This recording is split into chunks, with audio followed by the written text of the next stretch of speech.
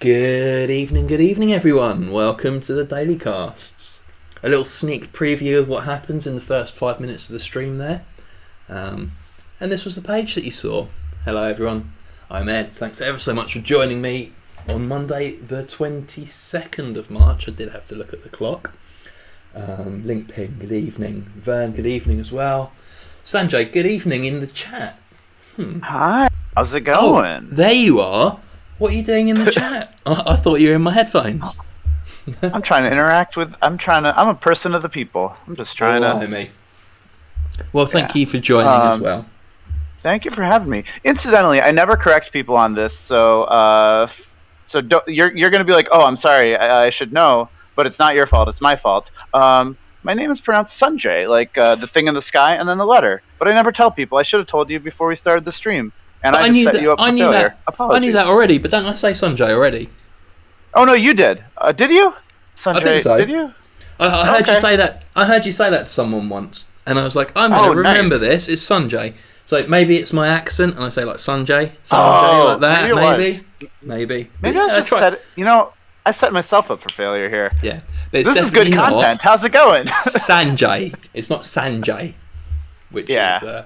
Yeah, because in EastEnders, good evening, Bar and Woo. In EastEnders, famous, there was back in the 90s, there was a character called Sanjay, and obviously in the East End, you know, with Peggy Mitchell and everything else, they say Sanjay, aye, Sanjay, like that. So Sanjay is rather different to that. Yeah, but I think there's a thing where like you just decide to just like let it roll off your back, or you can decide, no, actually my name's pronounced this way, and you never know. Like when you're dealing with some like Indian ethnicity person, are they just letting it roll off their back, or have they sincerely decided that's what their name's pronounced like now? You don't know. It's tough. So my best friend from school, his first name was Unmesh, and his surname was Bonjopadhyay, but it was about 16 letters long, and he wouldn't ever correct anyone. But then people would say, oh, how do you pronounce that? And he said, I'm not telling you. And then and people would say it a variety of different ways. And he said, oh, I'm not telling you. And he wouldn't get cross about it. And then the last day of school, he said, and this is how you pronounce it. But he had his parents in as well. So like, I'll go over to his house in the evenings after school and whatever, or after college. And I'll be like, oh, Mrs. Bandy, can you tell me how to say your name? Like, no, Unmesh has told me I'm not allowed to tell you. It's hilarious. I usually do a thing. I do a thing where it's like I'll not correct people, but then I get to a point where I'm like, oh, this person is at a certain level of importance in my life. They got to know, and so then they don't realize they're being upgraded, but it's like, you know, we have the talk, and that's what I'm having with the Netrunner community right now. We're having the talk. It's been a while. Everyone, you are now elevated in your status with Sanjay. Sorry for starting us off on so off track. We got stuff to do. Jen, good evening. So there might be people, heaven forbid, that don't know who you are. Maybe you could tell people about yourself, Mr. Campbell. Sure. So I'm Sanjay. I'm from Delaware, the Ghost Branch meta. They're called the Ghost Branch meta because Delaware has a bunch of companies that are incorporated here but aren't actually here. We happen to have like some favorable tax laws, and also we have a lot of corporate like law that is like a lot of precedent, so companies like to be here. But anyway, I've been playing Netrunner since I think Sand Cycle came out. That was the first cycle to come out, so the fact that it's rotating is kind of fun, because it was sort of the first cycle that I looked at during spoiler times. I remember Haley coming out and I was like, oh, I'm going to install so many things. So I enjoy making alt arts. I enjoy making very braggadocious deck list write-ups, and I enjoy trying to be kind to people on various Netrunner media. And in life. That's my deal. And in life. I'm a teacher by profession. Yes. Well, thank you ever so much for joining us. And what would you say is your greatest Netrunner achievement? I can think of a few. Oh my goodness. I think my greatest. Ooh, that's a tough one. I would say, in terms of actually great, I think I was part of the team that ran the Magnum Opus Worlds, and I think there was obviously other people on my team that did a great job making that such a nicely run, smooth event. But I think that's the biggest feather in my cap, being part of that judging team. Nice. Yeah. Nice. Good evening, Solomir. Good evening, Weeble as well. Hello. I'm looking forward to attending my first Worlds at some point. Whenever that may be. Yeah. Probably Montreal 2022, I imagine, or Toronto 2022. Yeah, Ed, I feel like I have heard this before, but I've forgotten. When did you get into the game? Right, so I got into the game. I started playing very casually about 2017, and then slowly ramped it up. I was more like behind the scenes, kind of watching the streams and playing the occasional game on JNet. Like maybe once every couple of weeks, I play a couple of games and just steal a few decks. And it was only April of this year that I really started playing. My first ever tournament was Code Marvelous's Net Quarantine tournament. Oh, gotcha. So you haven't really taken advantage. My understanding is that the UK just has a very vibrant and beautiful in-person Netrunner community, and you haven't had a chance to take advantage of that much yet. Not especially, no. So I've played a little bit in London, just occasionally if I was out for the evening or waiting for someone, try and do a little bit of pub runner. Sure. And I go up to Edinburgh quite frequently. I've got some friends up there who I visit quite frequently, and I've played up there a couple of times as well. But on one hand, the amount of live Netrunner evenings that I've played, apart from games at home with friends. So really looking forward to. Hopefully, it looks like maybe in 3 weeks we'll be able to go outside and sit in the park with friends. And maybe the weather will be nice enough to sit in the park and play some Netrunner, fingers crossed. That sounds lovely. Yeah, Solomir mentioning in the chat, disappointed not to have Toronto 2021. Yeah, Toronto is a beautiful city, too. Yeah, I'd love to visit. Yeah. I really would. I think it's unlikely this year, isn't it, really? I mean, they've already said, like, for example, the Olympics aren't going to have any live spectators. I imagine that's the same. Yeah. I guess. I'll tell you what. A quick show of hands in the chat. How many people in the chat have been to a Worlds before, and how many people are sort of looking forward to playing in their first Worlds? We will see you in the pub soon, mate. Yeah, I'll be visiting London. Don't you worry. Jen saying we'll have to hope that cards don't blow away. So someone suggested a little bit of hot tech on this, right? So good evening BMBM. Good evening Anacron as well. Never travelled for Worlds, been to 2 Worlds, finally get to meet the Bristol meta. Yeah, I talk to the Bristol meta every single day and I've not met a single one of them. Algebraic in the chat, I think I've maybe spoken to 5 times a week for the last year, I would say probably, and we've never met. Quite wild. Zeroth Maxima saying I'm a gem in chat, but yet somehow other podcasts beat them to having me on as a guest. Interesting. It's incredible, that, isn't it? It's incredible. Zero saying never been to Worlds. Is that true, or is that just a huge ruse? False. Yeah, false. Thought so. Rostam was great. Ishikawa 81. Thanks for joining as well. Had Sanjay and Laura on. Oh, you did have me on. That doesn't. Does that count? Yeah, I guess that does count. You're right. Your knowledge of ShadowNet lore exceeds my own. Wait, no, did you have me on? When?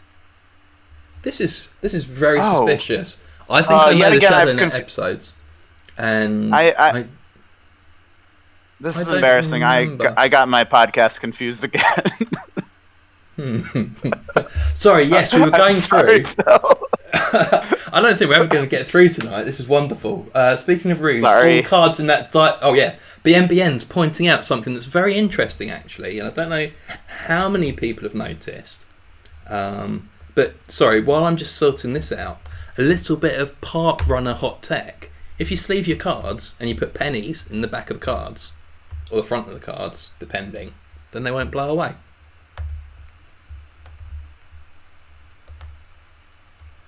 That's true, yeah. And you can, if your pennies can't fit in the sleeves because they're just a little bit too thick, you can use a new criminal console that we're not going to be talking about today to get them in the sleeves. Yeah, I mean, we don't have to pretend it's a secret equally, but penny shaver was wonderful. That's really good. That's really good. Yeah, I like that. I think you talked about this, and also they talked about this before, but the flavor on penny shaver is just really good, and the interaction between the mechanics and the flavor is just excellent. Yes. There we are. Yeah. There we found it. So, BNBN we've gone full cashless in the UK. Yeah, we've gone completely cashless, as Jen's saying, apart from on my local bus, which is very, very irritating. Just wanted to point this list out now that we've had all the cards revealed. Oh, neat. Some people suggested that I might have been rusing. Did I post in GLC that I'm live? No, it should come up automatically. We can tell them. We can tell them. Vern, why don't you put a little post in there while I put this up? We are live. So, a few people might have noticed there might have been some problems with this list. So, I put the cards in a completely random order. It doesn't use the full influence. It's 45 cards in a 40 card list.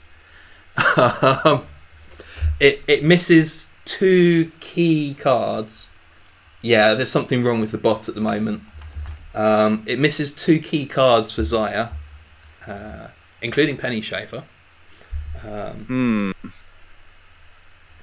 Nonetheless, undefeated on JNet. So, one door closes, another door opens. Yeah, actually, I think Pantograph in Zaya might be quite cool. This just looks like a strong, playable list that's, I think, startup legal, right? Yeah, it's startup legal. Yeah. Nice. Yeah. Too many numbers. Because if you have some influence, if you're playing standard and you have some influence to spread around, you can just play a paperclip, even though nobody plays any barriers because barriers are bad. You can still just have the knowledge that if you ever go up against a Blue Sun list, you're going to destroy them by spending 3 influence on paperclip. The fact of the matter is, Blue Sun's going to be out of the game in exactly 7 days' time. Yeah, that's another out versus them. Jen suggesting paperclips instead of pennies. That could be the hot take. Ooh, nice. Yeah. Yeah. Shall we talk about cards? No. Let's talk about alt arts, Sanjay. Yes. Could you talk everyone through this?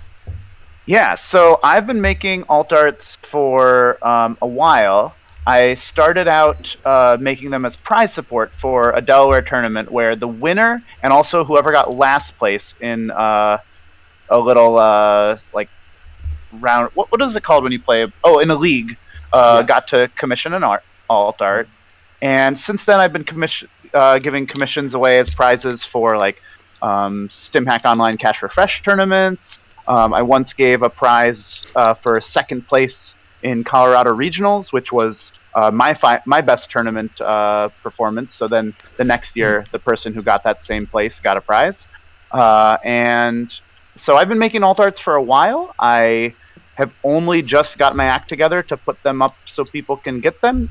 Previously, the only way you would get them is meeting me during a tournament, and I would hand them to you. Yep. And so I got my act together. These should be dropping on Make Playing Cards, I think, pretty soon. And with one exception, the arts I've always made have always been just what people commission of me. Though recently I did make a DJ Fenris alt art featuring some lore, familiar to maybe the Daily Cast audience. Absolutely, it's Niso lore now as well. So super thematic. Watch DJ Fenris stream. Oh yeah, Jen Hammy, it was great to have you on there. Yeah, it was really enjoyed that stream. You've got it saved on your channel, haven't you, as well, Sanjay? I do, yeah. I figured out how to not have Twitch eat my... Oh, yeah, the big face stream. Big face, yeah. Yeah. Are we going to get more Wilder Lore today? No, we are saving Wilder Lore for later down the line. So Vern has just said, I told Ed I'm really excited to hear him talk about Spin Doctor, and I have to be up early tomorrow. And I think he's now made it his goal to take as long as possible to get to that card. That is unintentionally probably true. Let's talk about Spin Doctor right now. There's so much to say about Spin Doctor. Do make sure you let us and everyone else know when your Make Playing Cards shop front goes up. Will do. Thank you. Spin Doctor. AKA, it's Peter Capaldi. So this is Spin Doctor. Spin Doctor is a unique asset character. Not to res. When you res this asset, draw 2 cards. Remove this asset from the game. Shuffle up to 2 cards from archives into R&D. So, before I read out the flavour text, some very important background stuff to talk to you about, everyone. Giles, thanks for joining. Thanks for prompting me to talk about your most potent memes. Cheese Wheel, thanks for joining as well. And yeah, I think I've called everyone out. If I've forgotten you, SCD, good evening, and Eels in a Trench, good evening as well. Eels in a Trench coat. Did Nisei send Peter Capaldi a copy of System Gateway? Unclear. Yeah. Peter Capaldi was going to participate in Community Week, but that's correct. He spoiled a bunch of cards that hadn't been spoiled yet, so they took down his spoiler. He spelled the real name of Bashes, I believe. Peter Capaldi can fly?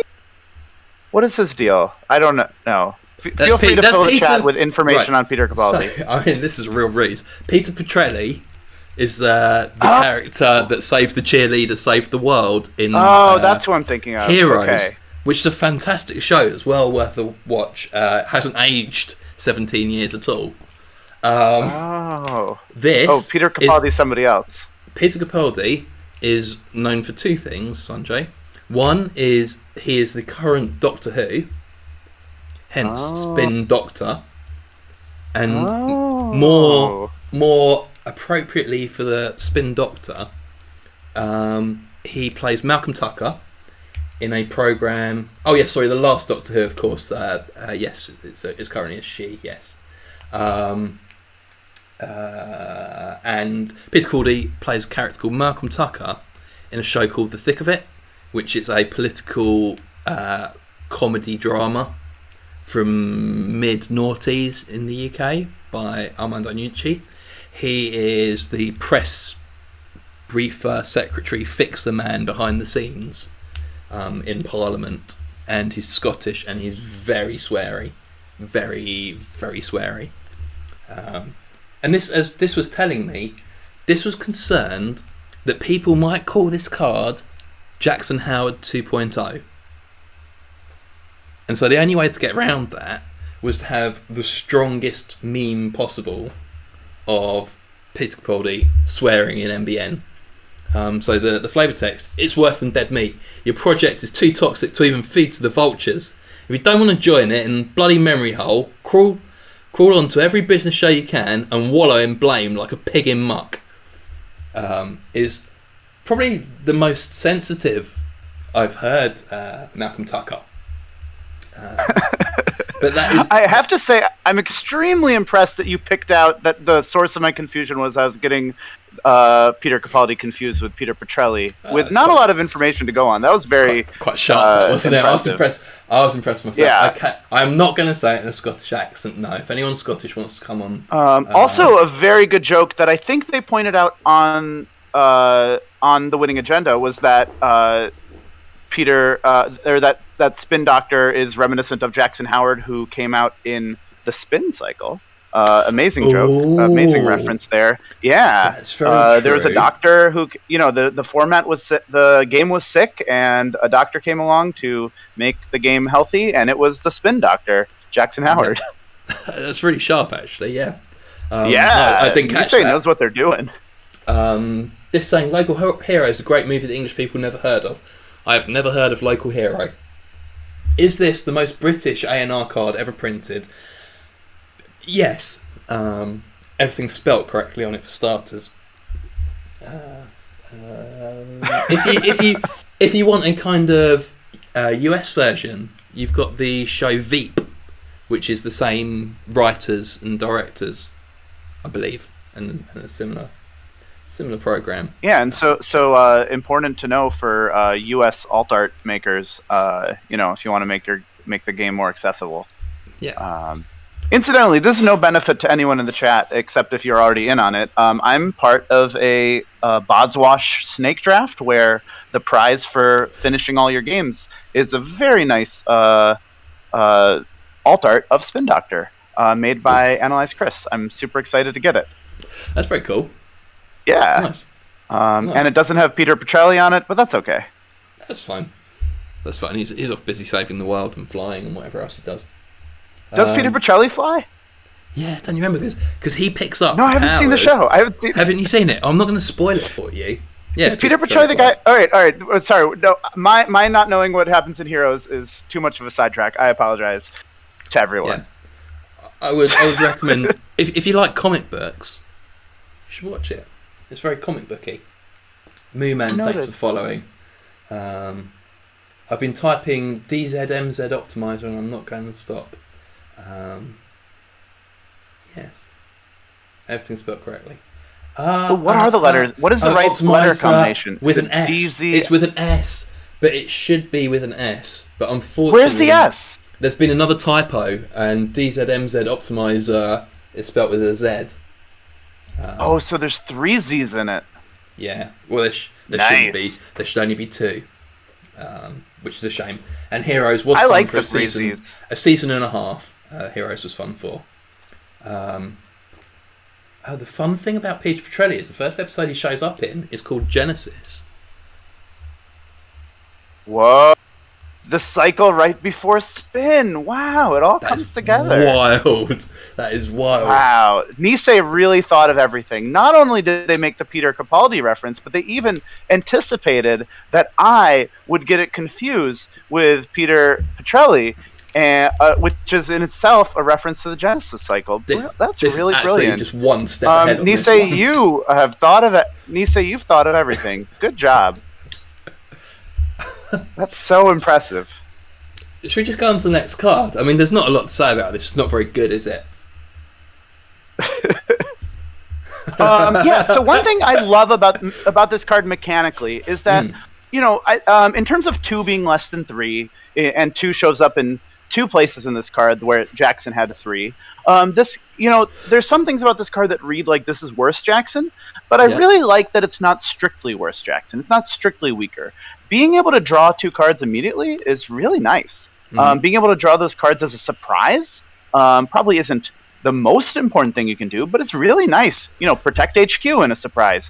Get an Anaiotic Void powered up as a surprise. It's pretty neat. Like, Lily Lockwell always has been a very cool effect, but has never really gotten into anybody's decks, and it's neat to see it. Oh, Eels in a Trenchcoat has a great point that it turns on Daily Business Show, which it even references in the flavor text. You can fire DBS on the runner's turn. Very nice. DIS was first in on the DBS. Okay. Oh, yeah. Great point. Yeah, but they knew that already. They've had plenty of time. Yeah, they've had plenty of time to think about that take. Yeah, let's give credit to Eels in a Trenchcoat for figuring Eels in a Trenchcoat has done a great job considering it's 3 eels in a trenchcoat. Thoroughly impressive. And also with Conduit in the game. Let's talk about that. When you've got Conduit, when you've got some strong multi-access in numerous factions, having the ability to draw cards either into HQ when HQ access is about to happen, or to draw out of R&D lock just by flipping a card over for free is really, really useful. And yeah, though when you're facing down a conduit, you do have to be a little wary of shuffling R&D in case they've already been slamming you, and you don't want them to get entirely new fresh cards. That's true. It's true. Yeah. Important thing, if people didn't know this, this Spin Doctor art is part of an extended art with the Daily Business Show art. That you put the two cards together and they line up. It's a shame that Spin Doctor probably isn't going to be on the table for very long, so people can't see that. But it is nice they're both assets, so that you are sort of obligated to line them up. Yeah. So I'll just pull up the Daily Business Show. Daily Business Show. Yeah. Netrunner. Oh, important. There's also a band called the Spin Doctors that Sean is referencing. Absolutely. I only found out about those recently. Where is there? Oh no, we go here. Scroll down. Yeah, but down on your mouse a little bit. That's the one. Perfect. Lovely.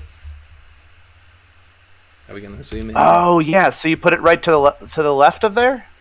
Yeah. There you go. Are you going to attempt to do this? That seems really challenging. It's going to be incredibly challenging. It's not going to happen. No. no I guess way you need, at yeah, all. Yeah. Don't. I'm just going to do this a couple of times. Yeah. No, lovely. You can tell they're in the same studio, can't you? Yeah, and I believe David Lay, who did an absolutely wonderful job with the art in general, did a lot of these two-card. Did a few of these two-card panoramas. So if you see David Lay as the illustrator, try and find the paired card because it's there. Maybe. Yeah, maybe. I believe do all David Lay Gateway cards Yes. have a panorama? I think so. They do, yes. Well, the Gateway and Update, some of them are across Gateway and Update. But David Lay draws them as two pieces, always, apparently. Nice. Yeah.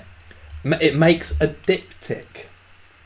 What's a diptych? History of Art student in the chat. Yeah, and this is confirming that if you have Starlight Crusade funding, you can play all David Lay cards for one less click. I can't remember what Starlight Crusade funding does. For many reasons. Starlight Crusade funding is this card that says all doubles nice. Can be played as singles, but also yes. You lose a click at the beginning of your turn, so it's really hard to make it end up working out positively for you. You have to play pancakes. You have to you play the card and then you just are constant. If you're not constantly playing doubles every click of your existence from the time you install Starlight Crusade funding, you've basically just failed. Also, it's only Eternal Legal and has never been playable, even in the doubles theme deck. So I don't know why I brought it up. Wow. Green Logarithm. I'm gonna move on because I didn't understand Starlight Crusade funding at all. Nobody did. Because the cards are doubles. I see. Yes. Sorry about that. A diptych, as everyone's talking around about in the chat, hot topic at the moment. Green Logarithm. I get flatlined, but I get up again. Exactly. Did the Spin Doctors do I get knocked down? No, they didn't. No, surely not, right? No. Okay, look, I don't know stuff. I know what Starlight Crusade funding is. I don't know who. Oh no, that's Chumbawamba. Okay, Chumbawamba. all right. Yeah. Nice. Yeah. One interesting topic about Spin Doctor that has been going on in spoilers discussion on Green Level Clearance Discord and also everywhere is there used to be this concept in deck building called the sort of Jackson tax, where basically Jackson Howard was such an important part of the efficiency and resiliency of any corp deck in order to accelerate your game plan if you're going too slow, or hide your agendas if you've drawn too many of them for where you're at. And so basically, if you were building a corp deck, the first thing you'd do is just throw 3 Jackson Howards in. And Jackson Howard was also one influence, just like Spin Doctor. And so if you were building a deck besides out of NBN, you'd be able to handle it. But there's this concept that NBN decks basically have 3 more influence than anyone else. And so there's been some talking about is Spin Doctor going to cause the same effect? I would say I think I said earlier, I think 85% of decks will play this, and I think it was over 90 played Jackson Howard. I think this will still be pretty ubiquitous. It will probably be on Rashida levels, I would say. Yeah, and I think at that point I think one thing about that is that, in my opinion, I think Corps are doing okay on influence. Like, it's probably more exciting right now in terms of deck building for them to be a little more restrained in influence. I feel like, especially when I build a Jinteki deck, it's just like everything I need is in faction. Like, I'm just... so you do, and Light Spectre does bring up a point that influence free you have Sprint, which is probably a less powerful card than Spin Doctor, but is a good card. Yeah. We were talking about... I think a lot of HP decks will play both. You want the version in HP. Yeah, think about how efficient you're going to be when you have Sprint and Spin Doctor in your deck. Just spend 6 influence right there, and you're going to have the most efficient Wayland deck in the world. And is Sprint a transaction? Sprint doesn't feel like a transaction, which is a shame. There's no money involved, so it's definitely not. No, it's just about the love of the game. Yeah, absolutely. Also, great art and great flavor text. Very dark flavor. I mean, not very dark, but just regular dark flavor text. Oh, well, honestly. But the flavor text is actually a quote from Malcolm Tucker from the thick of it, but just with a word or two changed for sort of like copyright licensing. But essentially, it's just Malcolm Tucker quote, which is kind of cool. It was very cool. Sanjay, you have to watch the thick of it. Yeah. Oh. Yeah. I pulled it. I can pull it up. Yeah. I tell you what, I'm just going to prove a point here. This was very kind enough to send me across this from Goodreads. And here we go. You're worse than dead meat. I don't know what you're laughing at. You're too toxic to even feed to the vultures. Is a Malcolm Tucker quote. So there we go. Nice. It's also nice because since Data Raven is rotating, we have we've had a real vacuum in terms of cool birds referenced in standard legal cards. Because ravens are friggin' beautiful birds. They're wonderful. They're so smart. You can befriend them. You can gain their enmity, and they will harass you. You can gain their love, and they will bring you gifts. Same with crows. Corvids are amazing. But you know what? Vultures, also amazing. Really sweet birds. And I'm glad to have them on a card. And of course, your favourite bird is the cowbird. The parasitic bird. Even though they're an ecological menace, I just find them really fascinating. And I would say unfairly maligned, because most of the time cowbirds do a lot of damage. It's because humans have already caused a lot of ecological destruction to begin with. And so people, it's sort of like you blame it on the cowbirds, but like, whose fault is it really? People. I'm not going to lie. I don't think I've ever blamed anything on a cowbird. I'm not. Oh, they're very unpopular here in the United States. Okay. So we have seagulls over here, and seagulls is definitely the least popular bird by quite a long shot. Yes. Now, do you have the same dislike of cuckoos over there? I mean, surely not. You put them on clocks. That's amazing. I think cuckoos. If I saw a cuckoo, I'd be very, very happy about it. Certainly not an issue at all. Yeah, but I'm a cowbirds need to talk to cuckoos and get on their PR campaign, because goodness, cuckoos get away with murder. They're awful, which aren't is they? not an intentional Corvid pun. No. What's that? A murder of crows. They smash eggs, don't they, cuckoos? I think so. Right? Yeah. And the thing with both cowbirds and most cuckoos, I think all cuckoos, that they're brood parasites, where they lay their eggs in the nests of other birds. Right. They're obligate brood parasites, where cowbirds don't know how to build nests, and they have to lay their eggs in other nests. Nisei, if you need a consultant on cowbirds so that you can accurately make a cowbird card that captures the flavor of cowbirds, get at me. I'd be happy to lend my services. I'll be checking out the Nisei positions to see if a position opens up for a cowbird consultant, and I will apply. I look forward to the day, Sanjay, where you're consulting on precisely one card in 3 cycles' time. You're now a board member as a result. Evening to Manvest Trees, evening to Talaris, and good evening to Light Spectre. I don't think I've said hello. It's nice to say hello to everyone though, isn't it? It's nice to say hello, and thank you all once again for joining. The UK is a big fan of robins, who are equally horrible bastard birds. I did not know there was anything wrong with robins. While the chat's telling me what's wrong with robins, Little Robin Redbreast. Vern actually wants to talk about Spin Doctor. I'll allow it. Right, turn 1. Do you play as the new? I would. I do think I'm excited to play this card in most decks. I just like this kind of efficiency to like it's certainly not the same as a Rashida Fire, but nobody can stop you from installing a Spin Doctor and rezzing it unless they have a Councilman or something, and even then that's pretty hard. And so just this kind of like raw acceleration to sort of make you do whatever your plan is a little bit more efficiently is just really appealing. So I definitely think playing it in basically anything that has a plan is great. Paul-Op is not going to stop this. You res it, you get the 2 cards. Paul-Op can't stop this at all, in fact, because you can res it and immediately in 1 paid action ability window remove this asset from the game and shuffle the 2 cards in. If you leave it on the table, which you sometimes are going to, Paul-Up can stop it. But if you want the Spin Doctor to do its thing, no one can stop you from... Paul-Op certainly can't stop you.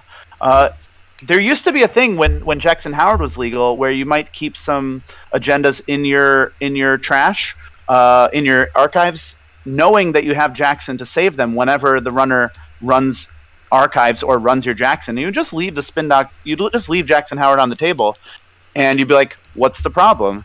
And they would run HQ, and then in 1 paid ability window, they'd install the Paul-Op, and then they get actions first, and they'd trash your Spin Doctor or their Jackson. So that's now a thing. And I think because of Amniotic Void and stuff like that, cards people are scared of, you're going to see a lot of political operatives. So you got to be a little careful not to be too... I think you definitely will. You definitely will be seeing political operative. Yeah. This is maybe a little bit of a political operative is just one. Just one. This is a little bit of a niche rules thing with Councilman, but I think you would still get the 2 cards if you res this with Councilman, and they de-resed it with Councilman. So it might not be that exciting to Councilman Spin Doctor. Unlike Jackson Howard. Yeah, Spin Doctor is more resilient against Councilman than Jackson Howard. If you're a little lost about Councilman, don't worry about it. It's like this pretty niche tech card that is not ever played. So don't worry about it. Yeah, you'll be okay not knowing Councilman. Yeah. Speaking of the news, we are at a smashing rate of 1 card per 42 minutes. Sanjay, we've still got another 2 hours to go before it becomes my longest stream so far of this season. Yeah, but was that the one with Padraig? It was the one with Padraig, yeah. Yeah, but that stream had a reason to be. Sanjay, that's a name we can talk about. So that's Podrick, not Padraig. Padraig, thank you. Podrick, yeah. Oh, but I didn't know that one. Yeah. Good evening, Rask. Hello. Appreciate it. Yeah. Thanks for joining. Yeah, well, I would say that stream deserved to be as long. We cannot go past it without doing some important things for the Netrunner community. Should we just hope we don't get there? Tomorrow's. I'm hyped about tomorrow's headline. It is exciting. I love. So the 2 comparisons with this one are. The world is Too Good to Be True, which was a 3/1 that when you accessed it, you got a tag. It was a very rude agenda, just like, here, surprise, it's a tag. And, of course, Fly on the Wall, which when you score it, you get a tag. And they just added those two cards together, added their points together, and got this beautiful card. How do you feel about tomorrow's headline? I think it's cracking. Let's talk through. So tomorrow's headline's a 3-2 agenda. It's an ambush. When this agenda is scored or stolen, give the runner 1 tag. Limit 1 per deck. And it says, we don't find news, we make it. Now, obviously, the first thing we need to talk about here, Sanjay, this is Tomorrow Never Dies, isn't it? We've got Jonathan Pryce there, looking at his wall of news as disasters happen around the world. Have you seen the James Bond film, Tomorrow Never Dies? I have. And I am just proud of myself, though, for picking out, when you said this is a reference to Tomorrow Never Dies, I was like, I know what that is. It's James Bond. I'm very pleased with myself. That was that the one with the antagonist who never slept? Oh, no. I think that's The World's Not Enough. And he had the bullet. He had the bullet going into his brain. This one had Lucy Liu as the Bond girl. Nice. Yeah. I'm a big Timothy Dalton fan myself. Okay. That's. I think some people really like Timothy Dalton. It's not my favourite film. Living Daylights is a cracking film. Like, it's great. Yeah, film. I mean, License to Kill is sweet. He's a rogue agent. Yeah. I'm laughing. I'm kind of laughing at myself because there was a goof on Buffy where these three, psychopaths, but also nerds, were debating Bonds, and they kind of left it as the punchline that somebody was the biggest fan of Timothy Dalton. Is Timothy Dalton a bird lover? This is big. Oh my goodness. He was great in License to Kill. I love that one. With the thing with the lighter at the end, that's so good. Oh my goodness. Anyway, this is a reference to James Bond, who is a superhero, who is British, and his superpower is that he has government immunity to murder people. Yeah, which is quite an incredible superpower as well, isn't it? The superpower of no retribution. This card also very rude that it is not optional. You just get that tag. Can't say no, thank you. I don't want the tag. You're stealing this agenda. Yeah. Also, whatever happens, I think, you get that tag. So yeah, I think this has been pretty well discussed on the show, but I do just want to do another shout out because I love this cycle. That all the limit 1 per deck 3/2s are sort of just like about each of the corps, sort of like a mission statement. And correct me if I'm not explaining this right, but sort of like a mission statement, sort of aspirational, sort of like this is what we are about. This is what we want to achieve, and I love that. It glues them together so nicely. It makes sense that they're limit per 1 per deck in a thematic way. I love it. I'm disappointed that only one of the 4 of them is going to be Ocarina legal, I think, because most of them don't do anything on turn 1 of the game. Can this not be Ocarina legal whenever an agenda's scored or stolen, give the runner 1 tag?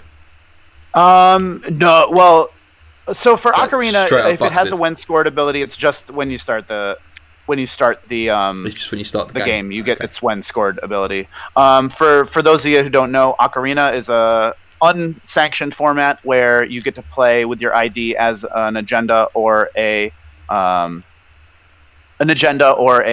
unique connection resource, and so Dis pointing it out really nice. Yeah, you only have 1 heart. This is the heart's desire. They want to make the news. Great double talk in this flavor text too. We make the news. We're a news company. We make the news. No, they create the news. So good. Super flavorful. 3/2s are good as well. It's really worth pointing out that 3/2s generically are better than 3/1s and better than 4/2s. Yeah, though I don't want to say too much negative about 3-1s because we will later talk about a 3-1, which I don't think is going to be that great, but I really love it. I love it a lot. Oh, okay. Okay. Yeah. I think it's straight up bad, but we'll get it there. Is, but I just love increasing my maximum hand size. It's so fun. Yeah, no, definitely. We've seen this art before. Was there anything else you wanted to say about tomorrow's headline? No, that's good. It's good. No? I suppose the only other thing is if you do manage to score it with a click left, you get a tag. Yeah. You can do stuff with a tag. You can. So, yeah. Even if it's trash a resource. And at 3-2, it's entirely possible that you can score it with a tag. Hey. If I think Project Atlas gets a token on it every single time you score it, if you manage to score it out with a token in Argus, you can you can score out tomorrow's headline in wherever, NEH. Yeah, I do think that there's probably a Argus-like deck in NBN where they're just doing a lot of tempo type pressure on the corp. Or on the runner, where like, I'm sure you can steal this agenda, but can you steal it with enough time to get rid of all these tags? I don't know exactly what that deck's going to look like, but especially with like Amaze and I think particularly with Amaze is going to be super huge in that deck. But I think it could exist, and I wonder what the home of it would be. Don't know. Where would you put it? I suppose you could put it in GameNet just for value. Yeah, I wouldn't mind putting it in GameNet. I wouldn't mind putting it in Sync, just so it costs more to get rid of the tag. I wouldn't mind putting it in Reality Plus, just so that you have that sick tempo when they take a tag, you get money. I wouldn't mind putting it in Harsh Chandra, so you can just give a little peek at their hand. That one was a joke. But thank you, Sean. Yeah, Harsh Chandra. Complete image is a card. Complete image is a card, everyone. Yeah. Still. Harsh Chandra was so excited to see finally it would have some relevance as being the only legal 4517 ID, but they're bringing that Near Earth Hub back. What a shame. I know. Its final point of relevance has disappeared. Yeah. So Predictive Planogram, Jess Horig, who it was wonderful hearing on The Winning Agenda again. Yeah. She said that that Predictive Planogram is what was their favorite card from the spoilers, and I agree. It's just so fascinating. It's so interesting. Like, is this going to be good enough? Is it gonna, and it gives you a lot of choices, which is cool. I like it. Yeah. So Predictive Planogram is a not cost operation. It's a transaction. Worth noting, it's a one influence transaction. Resolve one of the following. If the runner is tagged, you may resolve both instead. Gain 3 credits. Draw 3 cards. Flavor text: for the best augmented reality shopping experience, please disable tracking protection. That's a note to everyone as well. Please stop ad blockers for when I go to Twitch affiliate. I can make some money off you. Yeah. That's a joke. I'm not going Twitch affiliate. Yeah, and I do think I'm repeating takes from The Winning Agenda, but one thing about this card is that I think it might read a little worse than it is, because you look at it and you think, oh well, I'm going to be getting the worst. I'm going to be getting the worst version of this card most of the time, because how am I going to tag him? How am I going to tag him before I get to do this? But even though this card is sort of a tag punishment card, I don't think you should. You should see this as like ignoring the first 2 lines, but then every once in a while, you get a little special treat. I think if you look at the card that way, you're gonna be don't ignore the first line entirely, but you get what I mean. Like it being a flip, gain 3 cards or draw 3 cards is really neat. Really good efficiency. It's also one influence. I don't think you'd play this over Spin Doctor if you just want some raw efficiency, but I wouldn't hate it. I could say it's 1 off, 2 off. little boosts, nice every so often. Sometimes you need a little. I think Corps lack card draw. I think that's why we see Rashida so frequently, is because there's very few good options for card draw. The Corps side.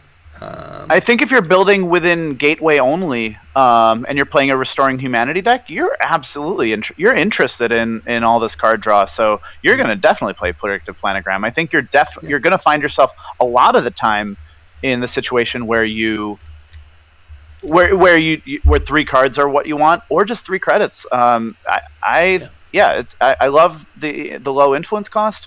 I love the little bonus. I just don't. Yeah, I do worry about people thinking, because I think when you play a card for not its full mode, there's a little bit of disappointment. Like, oh, if I had only held on, I could have gotten more. But don't worry about it. Just play the card, get 3 of something that you like, and enjoy. Yeah, I mean, I play a ton of Easy Mark. Oh, not anymore, unfortunately. But I play Easy Mark a lot, because I think sometimes being able to get credits from low money is handy. And yeah, absolutely. Yeah, and Baramu pointing out, it's like the slot machine jackpot. Don't worry about when you res slot machine and you don't get to put 3 counters on something. Don't feel bad. It's fine. No. That's not what the card's for. When you do put 3 counters on something, speaking of it's game changing. Absolutely amazing card. Slot machine. Love the design. Maybe Terror on standard. Maybe too powerful, but I really like the card.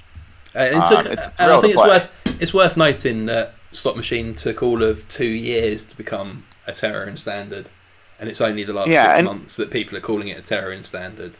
And comparing it to Engram Flush, Slot Machine is maybe a Terror in standard, but also beloved. Engram Flush, who loves Engram Flush? You got to think about it. You got to think, probably program. You feel like a doofus. Yeah, it's rough. I think I've got interesting that we've got Baro and Wu and then Weeble commenting there. I think Baro and Wu managed to get the full jackpot on me the last time we played with Slot Machine. Nice. I believe in our draft games. Cool card. I really like this card. Is it an Anteater? I've seen in the chat. Hollow99, good evening as well, by the way. Would you see that while in Building a Better World? I think it's scary and quite probable that people will be trying this in Building a Better World. You've got a load of money. Gaining 4 from 0 is really powerful. 4 from 0 is great.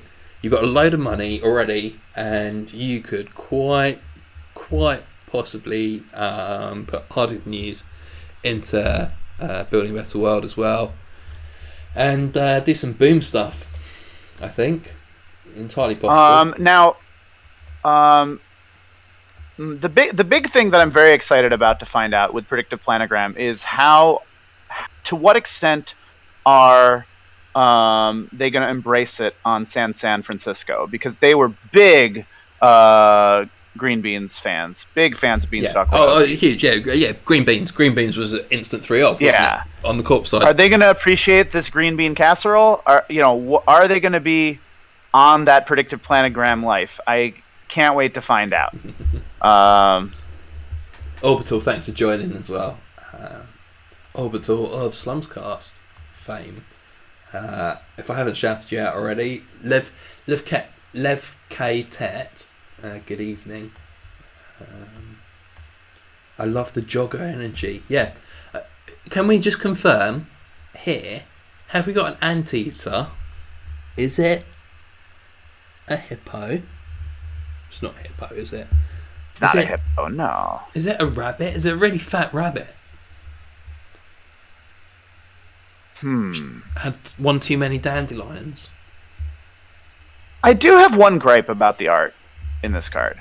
Okay. And that is, I think there's a real strong sequence between Predictive Planogram and Public Trail.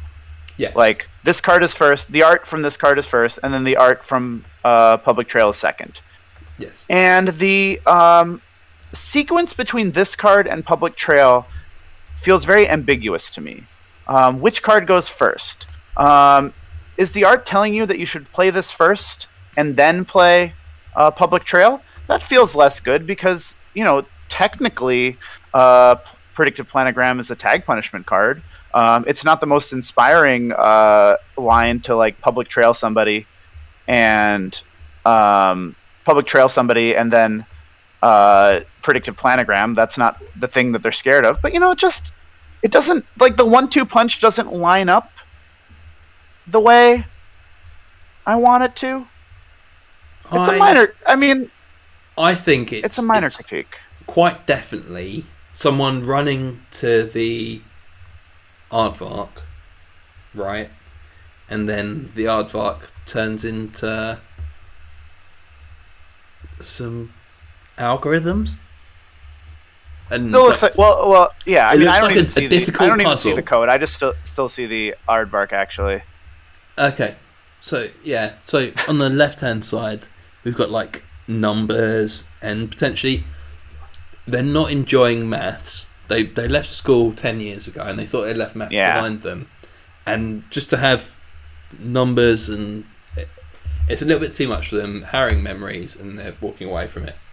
I think also, like, I don't teach math, but I think this is a real relatable thing if you're like a math teacher or a math student, where, like, you use some kind of hook to get the students involved in the lesson. You're like, oh, look at this animal or something, like, because students love animals, but it's like, oh wait, this is just about math. What the heck? I didn't come to learn. Oh, is it similar to gingerbread art? It is quite similar to gingerbread art. Is that on purpose? Yeah, the cool thing about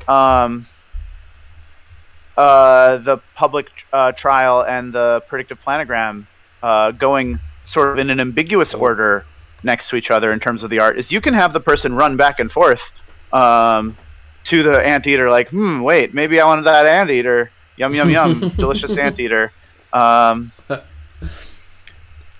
then the real question is, and as a chef, I don't have the answer, and maybe I should.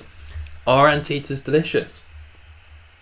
No, we were talking about this off stream, but I don't eat mammals, and they're definitely mammals, so it's hard for me to know. I'm sure had I not decided not to stop eating mammals, I would have known what an anteater tastes like at this point, but sadly I don't. It's probably an aardvark, right? We should just make sure that when we're talking about it as an anteater, that we are that's sort of a placeholder animal. I'm excited for the Netrunner flavor meta to shift around for this to be an aardvark or a... No, I don't eat marsupials. Come on. Marsupials are mammals. Is a wombat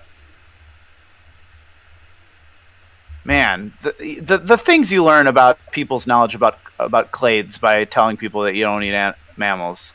Anyway, so, like, yeah, maybe, do you eat platypus? Maybe it's a wallaby. Do you eat platypus? Do I eat what? Would you? Platypus. Would I eat what? A platypus. No. I mean, I wouldn't eat a platypus for multiple reasons, probably. Are they endangered? No, but no, I wouldn't. They're a terror. I wouldn't eat a platypus. They're everywhere. They're a scourge. They're a scourge on the nature footprint. Oh wow, Sean has a nice take here. That is Eeyore from Winnie the Pooh. He's had a hard enough time without someone sneaking up behind him in I know. Kind of cyberspace. This seems to have gone quiet in the chat. That actually recontextualizes the art for public trail a little bit, where the person is not running away because they're scared. They're running away because they don't want to listen to Eeyore's problems. Nobody wants to listen to Eeyore's problems. That's the problem. You're here. I've been having terrible back pains lately. No, I'm leaving. Just remembered I left the oven on. Sorry. Shall we look at another? Should we look at another card? Yeah. Let's look at my favorite card of the spoilers. Is it Darwin? This, could you explain in the chat what's going on in the art of I can't even remember the card now. Predictive planogram. Quite a lot of people are interested, myself included. Oh, who's explaining it? Well, we've got Des, the acting creative director. Oh yeah. Des, can fully explain. Des, feel free to make us know better, or feel free to just revel in our foolishness. Don't give the second option, your call. Sanjay. Second option's obviously. Yeah. It's gonna go for that one. Superconducting Hub. Superconducting I love this Hub card. Is a 3/1 agenda. I said it's Darwin when you all started mouthing off. Talk about mouthing off. Is that Darwin? It's Darwin! It's a whale! It's a whale facing!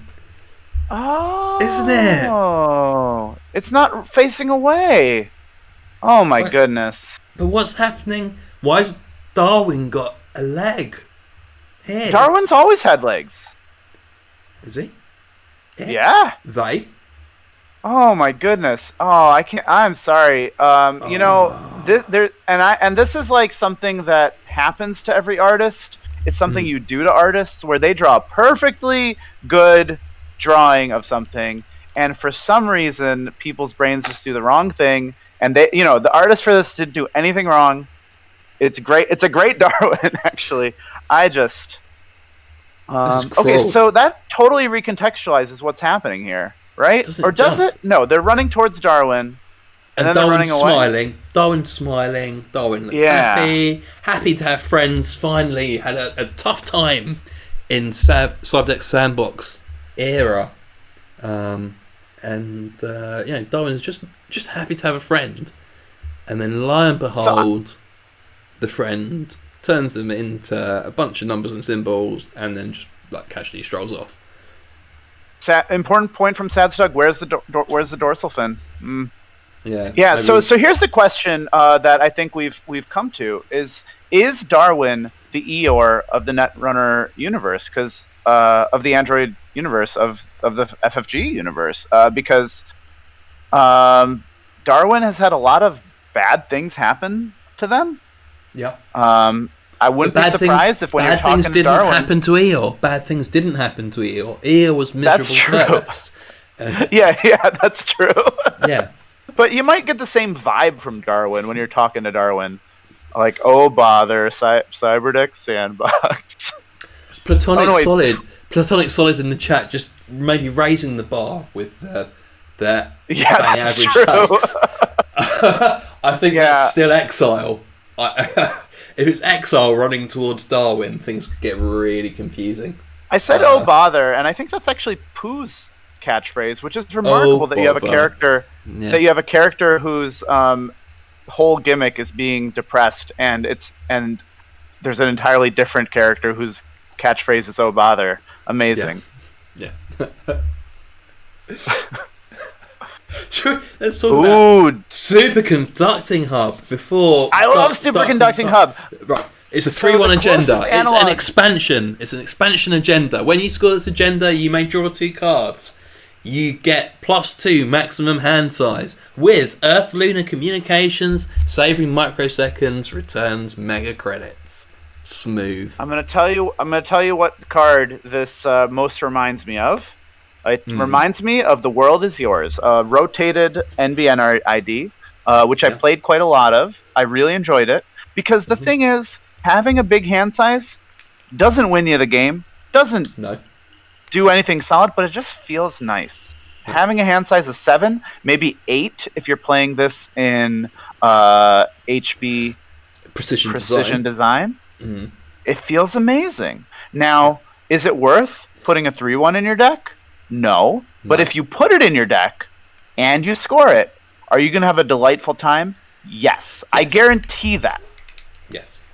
If this is in your score area, you're going to be so glad, and you're going to have a lovely time. It's like, this is a reference to another rotated card, but it's like the card Brain Trust. Should you over-advance it? Absolutely not. If you do over-advance it, is it going to be nice? Is it going to be delightful? Yes. Ooh, Solomir pointing out this is a draw 4 in Sports Metal, and I think one thing that they mentioned on the winning agenda, probably the only high level deck that's probably going to play this is Sports Metal, because they're less disinclined to play 3/1s, and they would be, I bet, really into this effect. So for those that don't their combo deck. Those that don't sort of know, Initeris saying there the art is really quite cool, and Scott Uminga. Please, everyone, go and check out Scott Uminga's Twitter. and their art pages, just wild stuff. I think they're from Toronto. I may possibly get myself some commissioned art from Scott. I think of all the artists, it's certainly the one that resonates with me the most. But yeah, that's just obviously art's very personal. But for those that don't know, so Sports Metal is an ID in HB. When an agenda's scored or stolen, draw 2 cards or gain 2 credits.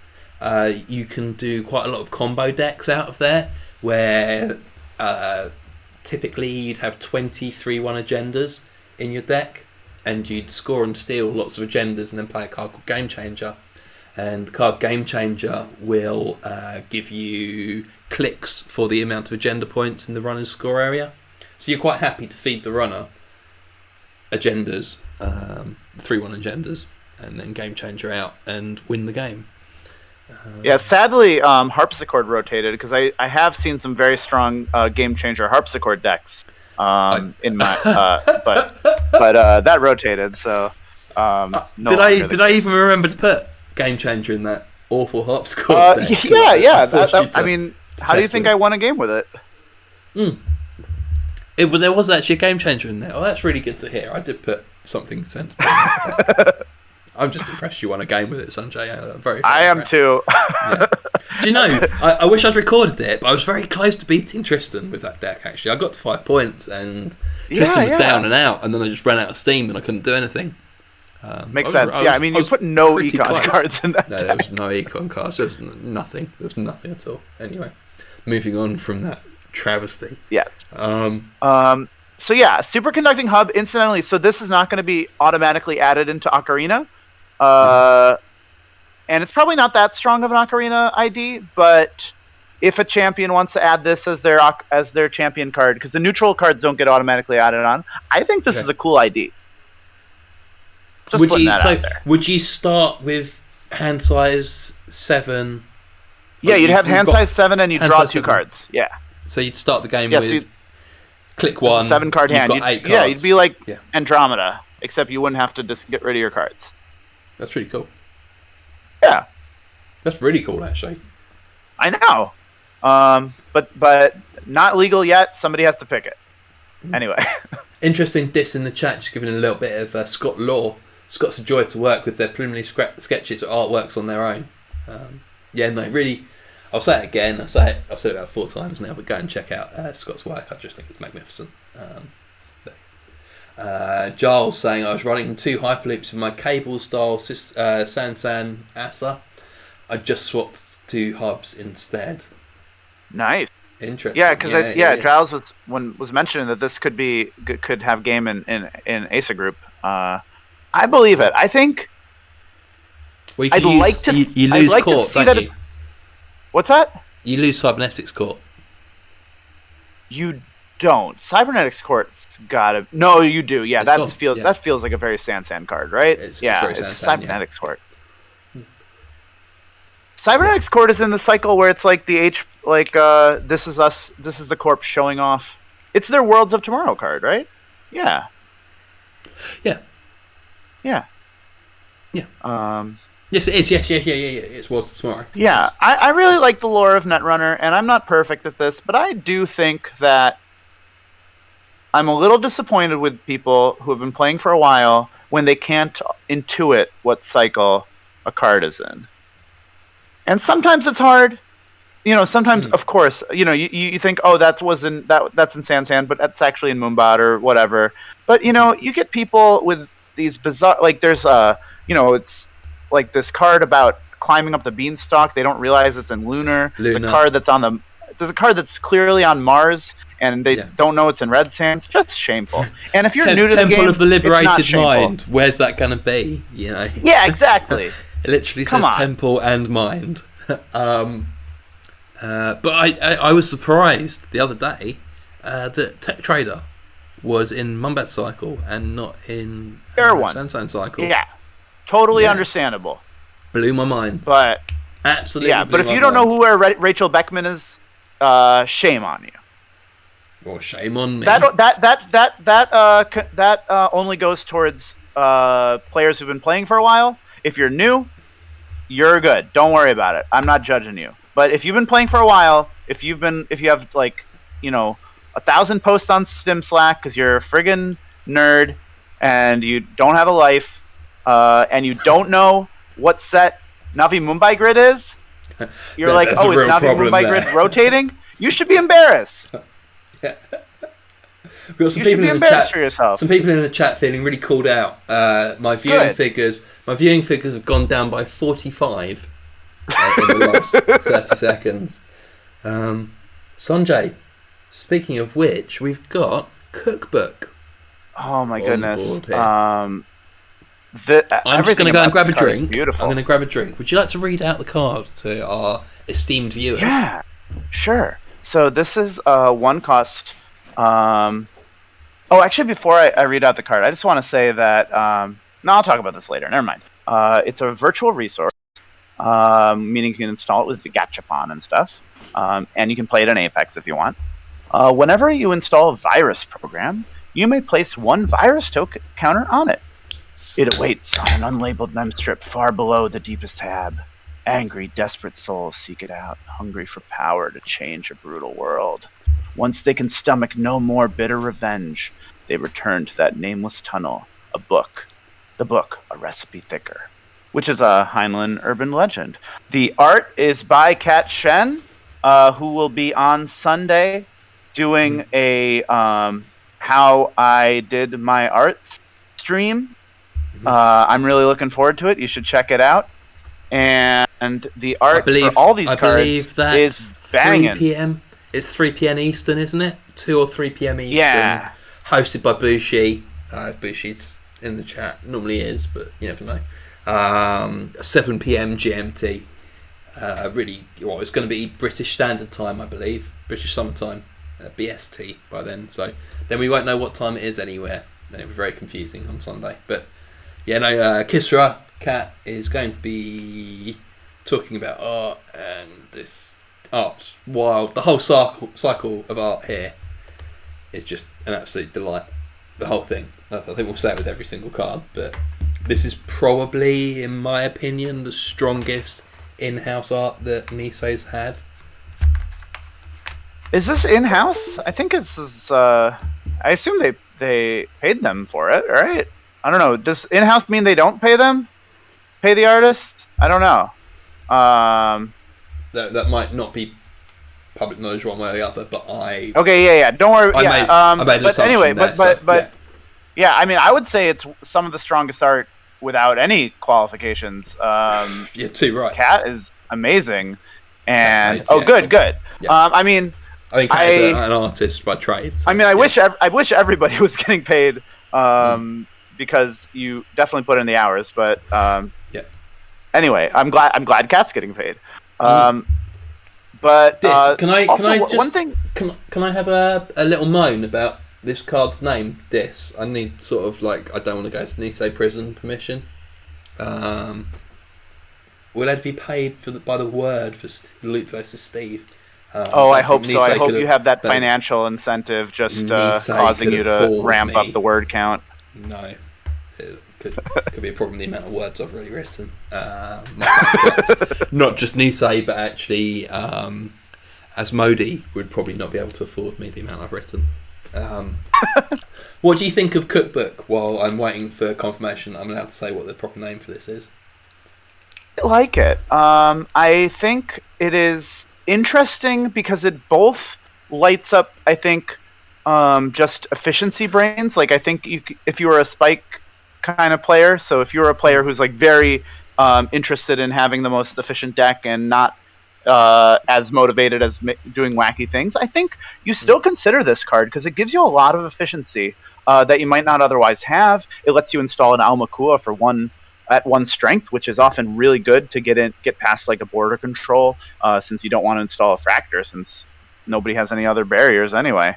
But on the same token, it also lets your big, when you're trying to create this play 4 card combos, it's such a cool enabler. If you are excited about Hive Mind, this just makes all your Hive Mind stuff easier. I've been, ever since I saw Tranquilizer, I've been thinking, ooh, how can I de-res the ice as soon as I as soon as I install the tranquilizer, because that's amazing. If you've ever, one of the very rude things you can do in a Netrunner, which I think you can only really do right now with Baklin Botchkin, is if you de-res an ice during the encounter, it's too late for them to res it again. You just go on through. Super rude. There used to be a very powerful card called Maxwell James that could do that. A lot less provisos than Baklin Botchkin does. But Baklin is so fun, and if Cookbook lets me Baklin people with the tranquilizer dart, just that sounds amazing. Just like put that Anansi to sleep. You didn't break the subs, but it's D-res, so that ability isn't active. So Cookbook both scratches the like, ooh, what am I gonna do with all these? Exactly, blowgun, just trank them. It just scratches both those itch, and on top of that, amazing, both as a reference to Lou being a cook, Netrunner's first cook runner, and a reference to the Anarchist Cookbook, which is really sweet. Just brilliant, this card. It was, I remember back in the, I want to not sound too old here, but back in the early days of the internet, when 2000, 2001, 2002 even, at school, age 14, saying, have you seen Jolly Roger's Anarchist Cookbook? And sharing pages of it, how to get high on banana skin and nutmeg, and how to make a pipe bomb out of a copy of One Night Ultimate Werewolf, and speaking of, that's very poetic, Jen. That's lovely. Yeah, back when the internet had a sound, exactly. We've had some lovely conversations with people who didn't know that dial-up internet was a thing, and it's really cool to sort of listen back and think back to sneaking downstairs at 1 o'clock in the morning to go on we had MSN Messenger in the UK, but AOL Messenger in the US, and chat to your friends, because text cost you 10 cents a text. Carnivore was the puzzle card, and we haven't talked about this, and you reminded me, Sanjay, when you were talking about Lou being a chef. I think I've got just about enough. I'm allowed to reveal that this card was in testing called Crozet, as in Le Crozet, the French cookpot. If you know what one of those is, the casserole dish at Crozet, Le Crozet. Well, it's a brand name, Le Crozet. It is spelled not Le Croix. It is spelled Le Crozet, like that. I mean, we do have some francophones, and you hooked us up. Nice. Yeah. Oh, that. Thank you, because I did a very tiny amount of playtesting, and I playtested the card with that name, and I didn't get it. So I appreciate it. No, yeah. Hence the playtest art of the pot with the cards going in. Yeah. One of the tough things playtesting is, you want to sometimes the playtest names are a bit ephemeral, so you don't want to worry too much about them, but also you kind of do, so you can get a feel for the card. So it's kind of unclear how much of mental energy you should dive into, like what the card is called. I don't know. So Carnivore, it sort of recontextualizes what this card's all about. Like, is it suggesting that Lou is a carnivore and got into cooking so that he could make meals more exciting for his diet? I mean, to me, it looks like he's got a very lightweight, on-the-go laptop, like a MacBook or something, that also has teeth. Yeah, it's very reminiscent of. It's very reminiscent of the book that Hagrid assigns his students the first year of teaching. And I was a first-year teacher very recently, and I get it. You make some bad mistakes. Also, there's no support at that school. Admin is totally brainless. So you might see some boneheaded decisions with that Care of Magical Creatures class, and like they tell you first year of teaching you're just trying to survive, and he did. So I mean, you usually try and survive without being sent to Azkaban, but I'm pleased to announce that I survived my first year of prison without being sent to prison, but. It's hardly the same as having to go home and have a large glass of wine on a Friday night, is it? Which is what do. This in the chat saying it's just French for crucible. Well, who knew? Crucible, not a word I've ever had to use in French before. But yeah, okay. Have you not read much Arthur Miller in its original French? But yeah, well, exactly. I actually fully translated the whole of the Crucible into French and then back into English. Oh, but you didn't do the title. I get it. Yeah. But not the title. No. Yeah. That's the problem. Yes. Makes sense. I don't think they say Crucible in the Crucible, right? Maybe they do. I don't know. Don't know. I don't know. Yeah. I watched Rebecca the other week, and fun fact. Rebecca, they never name the main character, even though she's the lead character. She's never given a name. Yeah, she's the new Mrs. De Winter. Her name could be Crucible. Her name could be Crucibel, couldn't it? Crucibel, yeah. Crucibel. Well, that's a common thing, like people name their kid like Crucible if it's a boy, Crucibel if it's a girl. With the double L-E rather than the those gender reveal parties are just very problematic. Wilder by the minute. We don't have gender reveal parties in the UK. I hope it's not something that will come, but I've never seen or heard of someone having a gender reveal party, especially one that is a witch trial.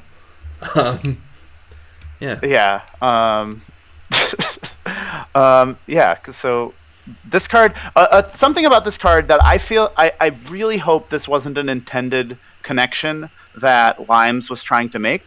I wrote an article for StimHack.com talking about Yu-Gi-Oh! And I compared Limes to, by the way. Yeah, well, thank you. Yeah, I compared Limes to the protagonist, the King of Games, Yugi Moto, who, of course, solved the Millennium Puzzle. It's like a big thing, and I don't know if Limes was referencing that with the puzzle, and I didn't get it. I didn't make that connection until I saw Limes's avatar, which is the Lime with the Yugi Moto hair and the Millennium Puzzle. But I just hope I didn't miss it. Like, I hope it wasn't like that was supposed to be staring me in the face. But anyway, the King of Games. Do you think that's possibly what it was? Or was that definitely I'd like to believe it. Yeah, so, I'm no Yu-Gi-Oh! Expert, so.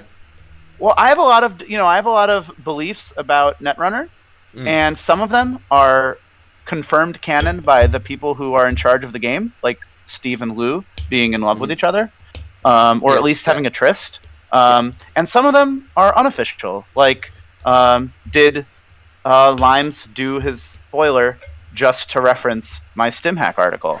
I'd like to think yes, but I have the humility to accept that might not be the case. Fun Limes lore facts, which everyone might know this already, but just in case people didn't, Limes is originally British, hence the name Limes, like a limey. That is fun. Yeah, there we go. Carnival's good, right? Carnival's like really good. I think so. 4 is a lot. Yeah, at 3 it's everywhere. Yeah, there's some very expensive things on this card. One of them is 4. One of them is hardware console, because Anarchs are spoiled for cool consoles. Yeah. They are losing turntable, so, that's something. But they are a little spoiled for good consoles.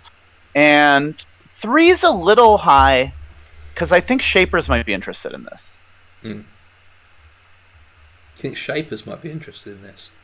Yeah, I think just like you build the deck where you sort of sit back and like just destroy all outs. This is just a nice ubiquitous like destroy something that's annoying you card. I think if it costs less, shapers would be excited. Yeah. Oh. I guess they can just as like an imp replacement, I suppose. Yeah. Just recur imps, I think. I think this card's... If you change any of the numbers, it goes from being very good to being excellent. Again, like you said, Mammoth Trees at 2MU is very playable as well, with all the cool programs we're about to talk about. Yeah. And maybe the least impactful as well. 4 credit console. Or you could change limit 1 console per player to limit 2 consoles per player, and that would make it a bit and then you play Anacam, wouldn't you? You play Anacam and it'd just be totally busted. Yeah, just look at all these numbers that you could change. And you'd have District 99 in the deck as well, and it would just be an absolute warzone incursion and trashing everything on the board. Leech, there's not a lot to talk about here, is there? For those who don't know, Leech is a 1 credit, 1 ME program virus. Whenever you make a successful run on a central server, place 1 virus counter on the program. Hosted virus counter, the ice you're encountering gains -1 strength for the remainder of this encounter. The greediest bloodsucker to this side of a corporate boardroom. A little bit on the nose there. A little bit on the nose. Yeah, I think this was pretty well discussed on Code Marvelous' stream. They did a really nice job.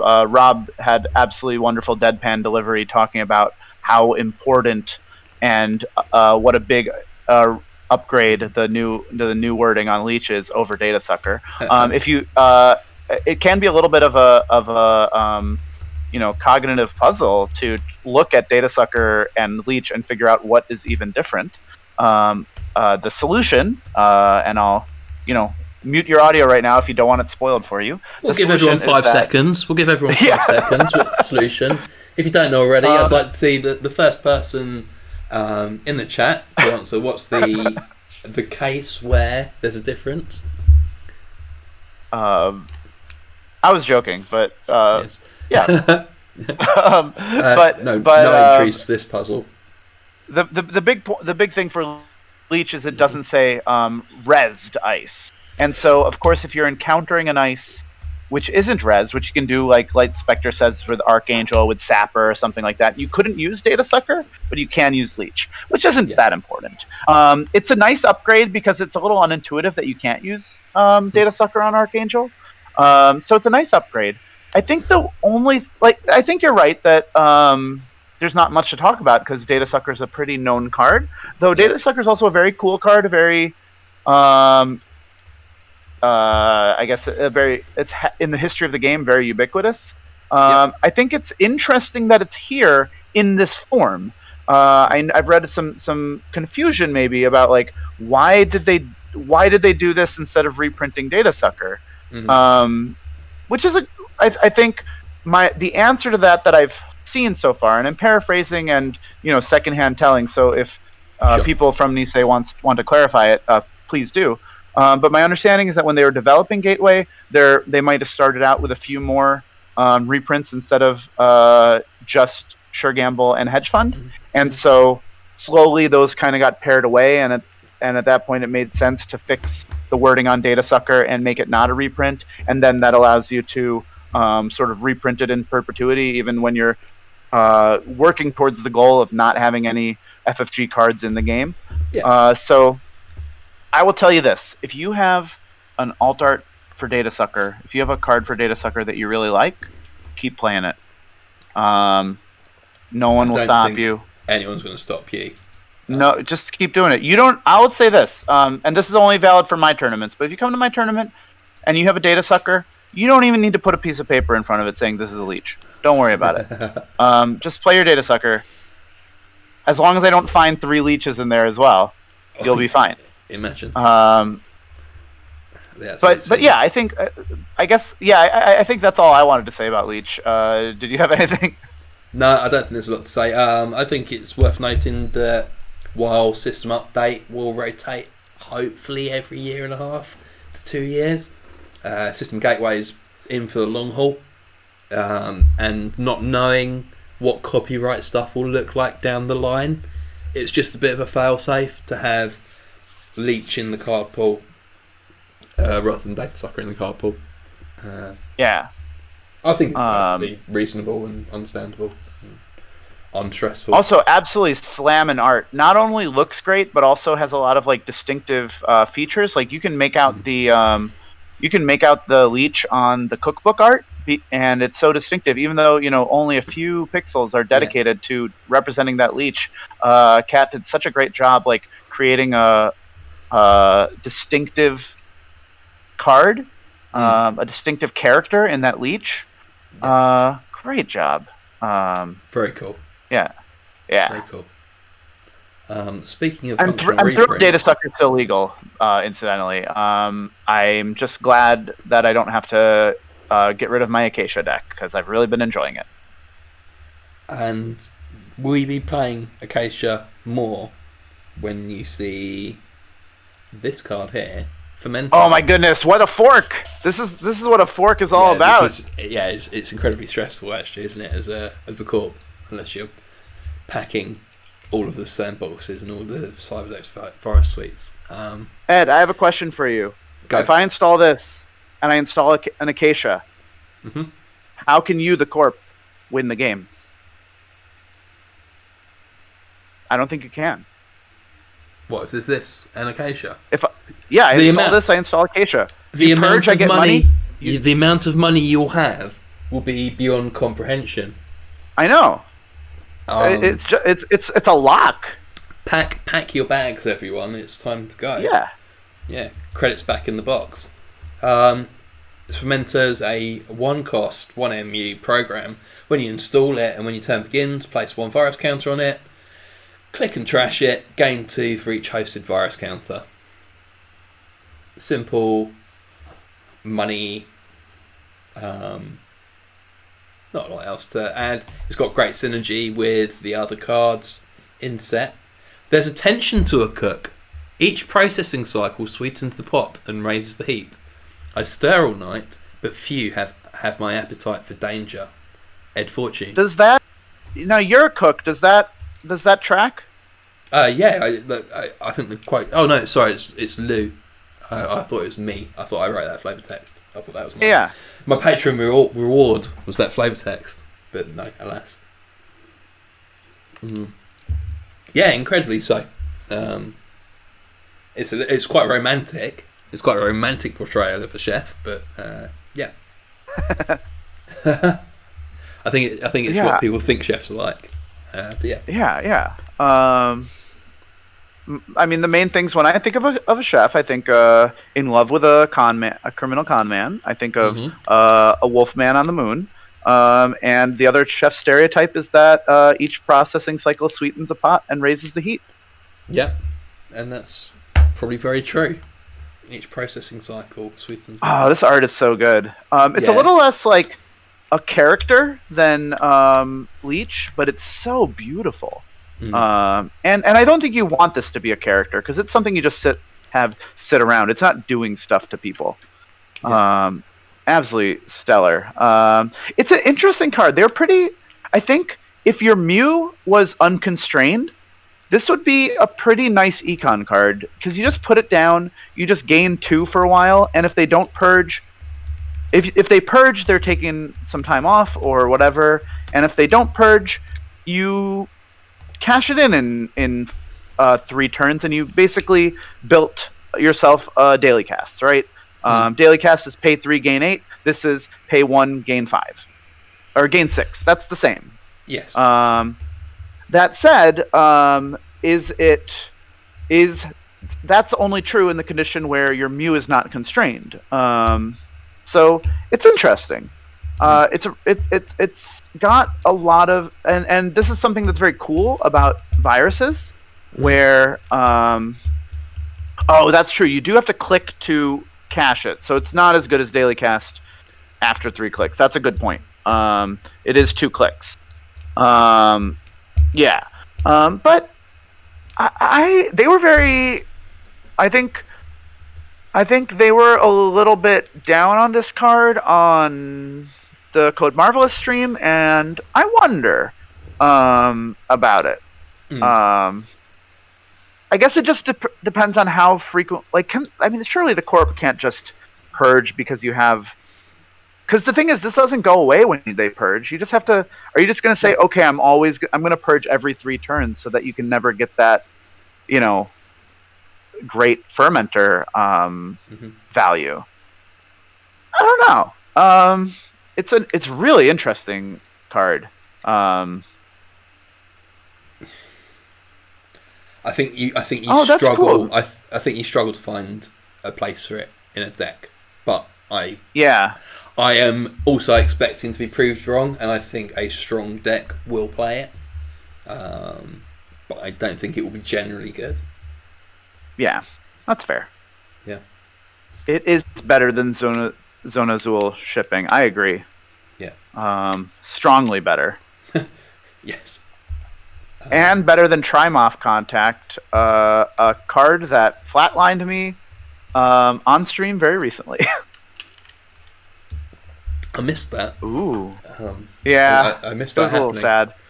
Yeah, they trashed I ran into a Next Diamond, and they trashed and I had 2 choices. I could either spend all my money to break the trash with card subroutine, but then I would die to Dadiana Shakan, or I could let it fire, and then I would die to Trimoff Contact. It was tricky. Yeah. Oh. Standard Netrunner problems. Hey, let's talk about Botulus. Let's talk about Botulus. Botulus, wow. Again. This is very, very cool. Although Botulus is a bacteria, right? It is. I think it's Clostridium botulinum, yeah. And I assume this is a reference to that because it's a virus. Yeah, but don't worry about viruses, bacteria. It's all microorganisms. But sure. I'm confused because I just looked up Botulus, and apparently, so it's from the. Apparently, it can also refer to sausage, and since these are cooked cards, you got to think about that too. So this is loose sausage, is it? It is. But the flavor text definitely points us more towards it being the reference to botulinum toxin, a reference to Clostridium botulinum, than it does to it being a sausage. The commonality is that they're both swellings. It's loose swelling. Yes.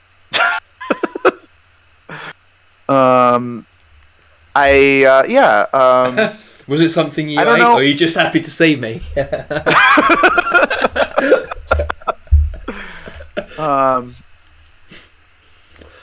Yes. So Botulus is a 2-credit 1MU virus program. Install only on a piece of ice. Magnet meta. When you install this program and when your turn begins, place 1 virus counter on this program. Hosted virus counter. Sad Stargate Hardcore Mushrooms entered the chat. Hosted virus counter, break 1 subroutine on host ice. 3 influence. This card's really quite good, isn't it? So I am not smart enough to know how good it is, but it's obvious that this effect is hugely powerful. Mm-hmm. Being able to just say, break a subroutine, don't worry about it, is amazing. Yeah. And so, how good is Botulus? I don't know. But it seems worth paying attention to. It seems really nice as sort of like almost like a DDoS replacement. Like, that's not true, because DDoS has a bunch of roles, most commonly as an APOC enabler. But I'm just thinking, like, sometimes DDoS is just a great Anarch inside job. And this sort of fits the bill. Solomir pointing out that this is not an icebreaker, so you can Navi Mumbai it. Though, actually, I forget. Did Navi Mumbai rotate? Is that in Sansan? Yes, that's correct. It's in Sansan. Yeah, okay, cool. It was a reprint from Genesis. Nice. Makes sense. Navi Mumbai. It's of course from the Ocarina of Time cycle. Yes. Anyway. So Incidentally, if you're new to the game and you haven't played much Navi Mumbai Grid, it's just this delightful tech card that you can put in your NBN decks and in another deck if you have a bunch of influence. And it just gives you these unexpected gifts at unexpected times, which is just the quickest way to a Corpse Heart, in my opinion. And no one's ever expecting. No, they get absolutely wrecked by it. Navi Mumbai is so cool. Yeah. Like it's a niche tech card that actually works. Like you're gonna put a councilman in your deck. You're like, I'm gonna get him, and it's never gonna happen. You're gonna keep on being like, is this a situation for councilman? And it isn't. Navi Mumbai is just the opposite. You play Navi Mumbai, and it's like, oh yeah, it works against Turning Wheel.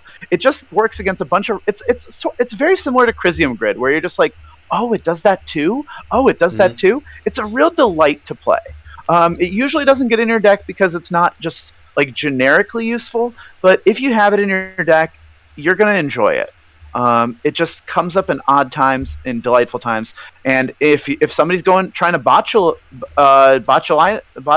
if somebody's trying to swell up your ice, if you know what I mean, you can send them to Navi Mumbai and they're gonna eat it. Yep. Yes. That aside.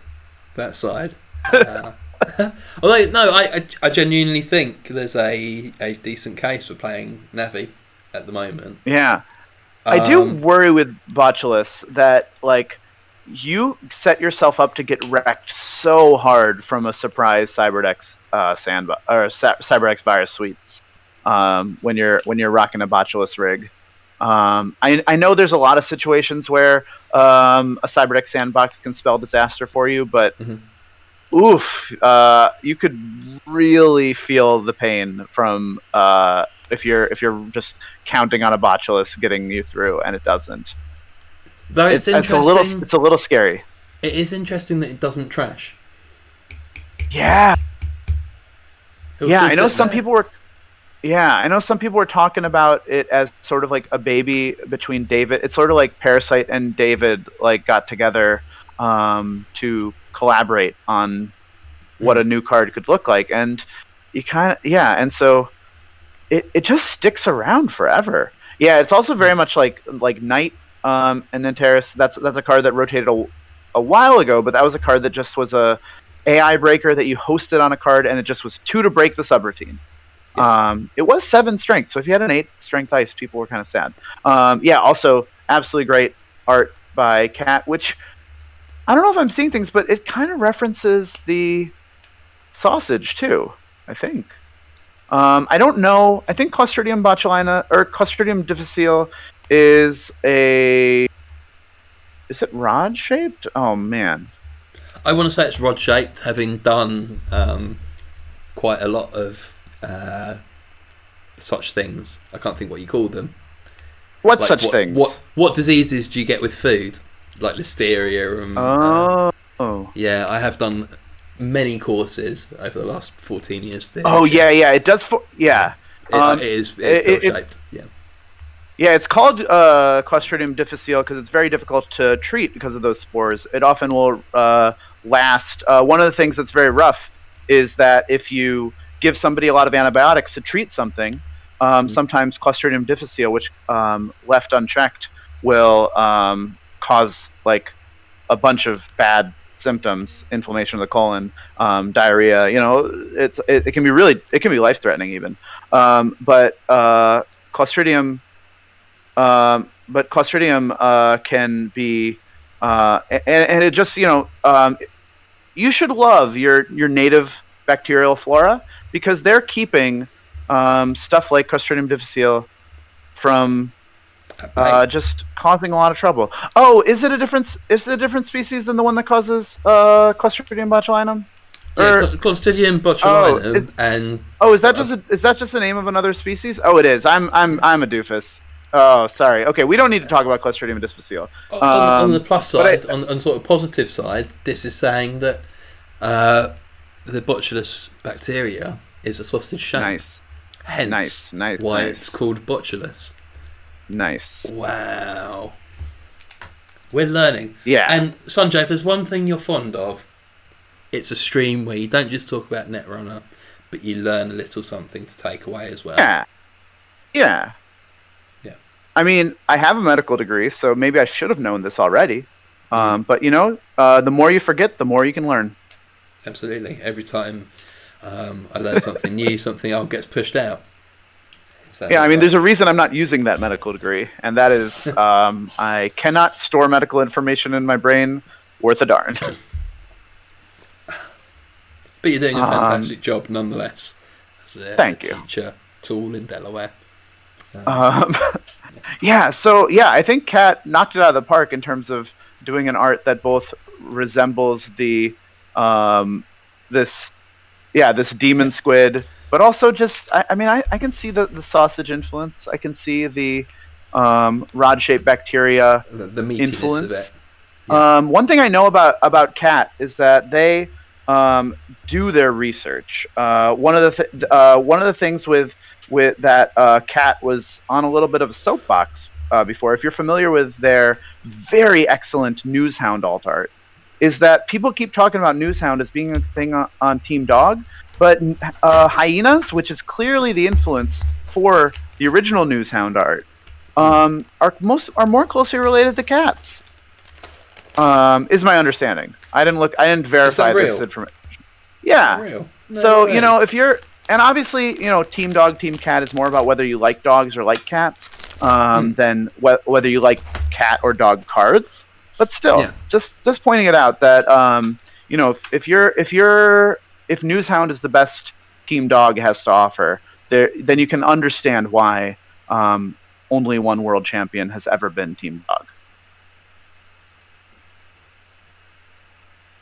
And that was Pinsel, I think. Pinsel's Team Dog. Oh yeah. Okay, right. Right, there we go. Yeah, I know. That's a shame. Oh well. Yeah. That's a bit of a downer, really. Everyone else, Team Cat. Yeah. Which also means if you are Team Cat and you haven't won Worlds, what are you waiting for? Well, the likelihood is, how many World Championships we had? 23, a bunch. 12. There's been a bunch. Some 9. people have even won twice at this point. Yeah. Some people. At least one. You've had plenty of opportunities. If viewer listening in the chat right now, I'm speaking directly to you. If you have not won Worlds at this point, and you're Team Cat, just have a look at yourself in the mirror. Exactly. Yeah. What are you doing? If you're Team Dog, carry on. It's understandable. Even if you say there's been 7 or 8 unique world champions, 7 of them have been Team Cat. That is a 87.5% chance that you should have won Netrunner World Championships if you're Team Cat. Exactly. Yeah. In fact, if you think you haven't won Worlds, but you're Team Cat, maybe double check. Like go on the FFG forums if they're still up, and just double check that you didn't win Worlds. Maybe in 2021 or maybe in 2012. Maybe in the early time when nobody knew how to play. Just double check that you didn't win Worlds. You might have. I think it's possible to go on Board Game Geek and change the date of your post and say you're Netrunner Champion 2011. In fact. Yeah. People don't know when Netrunner came out. Something to consider. Sanjay, was there anything else you wanted to talk about this evening? There a little bit. Just a minor thing that I just wanted to. Given that yesterday we had this amazing podcast come out from the Winning Agenda and this amazing stream from Dan Code Marvelous. I think in terms of Netrunner content creation, it's good to know, especially if you're new. And I probably alienated a lot of new people thus far, so sorry about that. But especially if you're new, you should feel free to ignore all the Netrunner content that has existed up until this point. Definitely. But if you're content, there's a lot of lovely stuff. The Winning Agenda, they'll be talking about cards that have rotated and everything, but it's fun conversation to listen to like people's takes on Data and Destiny when it first dropped. There's a lot of lovely podcasts, streams to check out. Some of them, I think, a lot of them are referenced on Near Earth Hub. A lot of them, I think, aren't on there because like they don't make content anymore. But like, you know, check out, like, there's some really good stuff, really good podcasts. Oh my goodness, Bioken, what a amazing. But yeah, like check out some of these links.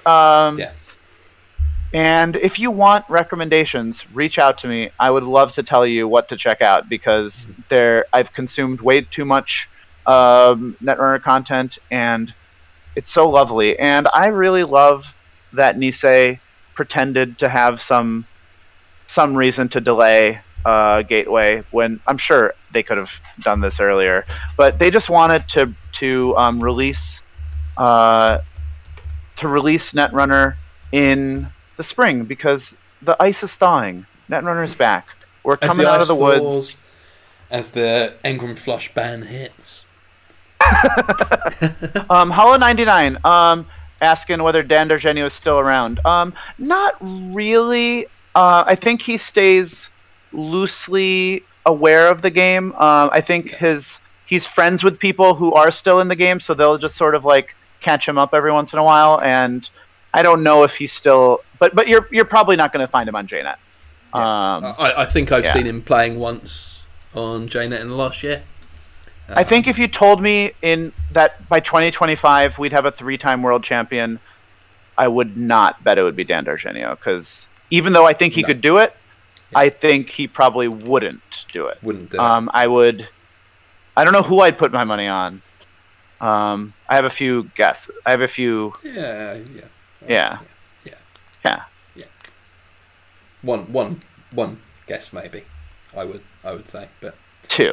I'd liked. Chris Dyer has come so close other times. Like I think he was second in 2018, right? 2018. A very very close game. That's that. That could have gone I'd love it. I love Chris Dyer to three-peat. So please get on that. And I think Pinsel could win as many worlds as he wants. Yeah. I mean, it's impossible to win worlds because you have to be so lucky. On top of like how good you have to be, you also have to be really lucky. Yeah, you have to run hot with the best decks. Yeah. And it's pretty hard. You have to be ludicrously good and run hot, which is hard to do. On content, because it's something I'm particularly, as I said to you, it was only last year that I started playing Netrunner properly, other than playing around with cards. But I followed a lot of Netrunner content over the last 4 years. Watched San Francisco from the start of their kind of streamed stuff. There's some really excellent games as well from their game night kits and from store championships. But once they started streaming weekly, I would watch from the start as a kind of Netflix series. It's got seasons and thoroughly worth watching. And you'll see it starts season 1, season 2, season 3. There's lore that carries on through. Bioken, very much worth watching. If you watch the successful demos, if you're going to watch any kind of teaching content on Netrunner, I would watch Bioken's successful demos and then branch out from there. And Bioken is I would say unparalleled, but actually Trace 5, which was formerly called, I think, Teamwork Cast, also put in a lot of production value, but and also excellent content. Bioken would, to compare what Bioken does to say what I do when I'm like, oh, let me just get on Twitch and play some games. Bioken would build some wacky deck, play it on JNet, wait until he got a game that like really showed off the entertainment value he was waiting for, do commentary over that game, and then have this beautiful like slideshow of analysis and jokes and incredible insightful Names. Takes. And he would, Bioken is Ben Nee, who also former Worlds second place 2016 person. First Worlds I ever went to. Was it? Cool. Just absolutely Amazing content. I would say, obviously a little bit of it is dated because some of the things he's talking about have rotated or whatever. But if you just want to watch some great Netrunner videos, Bjoken is unparalleled. And you do have to scroll back a bit. Bjoken did jump back in the game to do some Ashes scoops, but you have to scroll back a bit before you get back to successful demos. But really worth. He's so entertaining. I've watched a few of these videos he's made since he's been doing less Netrunner content, and I have no idea what's going on in them, but they're still entertaining just because he's so good. I did watch the Pokemon ones actually. Yeah, thanks for the Pokemon ones are good, and I do super good. He introduced and the thing about Bjoken is the work he does into making those videos, the work he did and the work he still does, is it's a lot of work. It was absolutely absolutely a thrill to have him because it was so also I was on Bjoken's stream. What an honor. Anyway, you were on it, were you? Oh, fantastic! I was so exciting. You did a data pack review, didn't you? Am I right in saying? No. We just talked about some Jessminder deck I built. That was it. Yes, yeah. And mostly we just talked about corpse subtypes, which is the real important content. But just my last content creator that flies under the radar incredibly for some reason. I might have missed something, and there's a reason why people don't talk about Chairman Hero. But Chairman Hero's videos, data pack reviews, were phenomenally good. I felt. Yeah. Am I missing something? I think actually. Yeah, I don't know if I've watched a lot of these. Man. They are full of memes, meme videos. Net damage. There's even a video that's 1 hour 10 minutes long called 10 out of 10 in Sanjay. Best 10 in the world 3 years consecutively. I checked these out and still relevant cards as well through Katara. Yeah, I hope we have somebody who has the patience and dedication to produce content as good as we had. Because it's kind of hard to. Because I saw this one Twitch stream that was like took like 2 hours to talk about 8 cards, and like that's good content. It's fun. It's accessible. But you're only going to get like 26 viewers by the end of the stream with that kind of stuff. Right. That's right. You need that. You need those tuned PowerPoint presentations. Arguably, we've probably. That sort of stream will probably get close to 100 unique viewers, which is kind of cool. It's just people realise that they're just rambling, those kind of people, and then what happens is Kat Shen wakes up at 7 o'clock in the evening finally, and pops into the stream just as we're wrapping up. I mean, should we double back and talk about the viruses stream again? Should we just pretend? I'm at work at 7 p.m. Kat, stop working so much. Let's just do a little quick. We said a lot of very nice things about you, Kat. This art's really good. It's really good. Oh, nice. Good art. Glad we celebrated that you got paid. We celebrated. You know what we didn't talk about with this art when we talked about Kat? Kat's really good at Netrunner. They are a very skilled Netrunner player. I don't think everybody knows that, but it happens to be true. I've heard it. They're really good at it. Yeah. Worrying. Solomir in the chat saying, I think those streams need incentives for more viewers, like offering to write /fic. Yeah. What a terrible idea that would be. T. Pickwin, hello. Some people just have a hard time talking impromptu. Jen Hammy, knowing how the stream wraps up, regular viewer, if you haven't already entered, and some of you, by the way, haven't entered, although a lot of you have, there is a competition. Some of you are very talented. and you might want to enter the competition. The deadline for entering, I am going to be doing a /fic reading. It might not be this week. I might be working this weekend now, so I might not have the free time to finish /fic, but we'll see. I am running competition. Send your entries to me on Discord, on Slack. You know where I am. Stuff that's been inspired by Gateway. I've had videos, poems, songs. I've had cartoons. I have had stories. I have had alt arts.